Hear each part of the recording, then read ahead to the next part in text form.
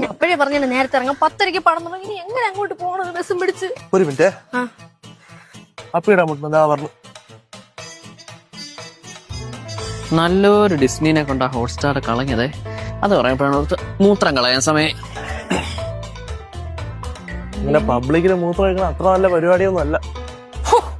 നിനക്ക് വഴി നീള തൂറ. ഞാൻ എത്തിപ്പെടുത്താലാണ് കുഴപ്പം. അഴുക്ക തൂറിച്ചെറുക്കനവനെ.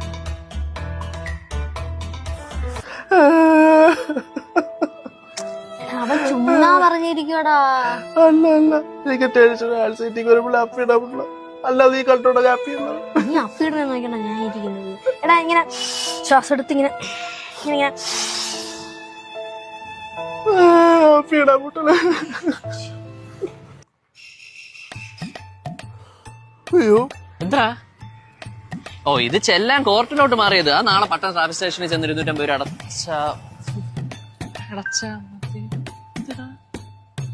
തൂറി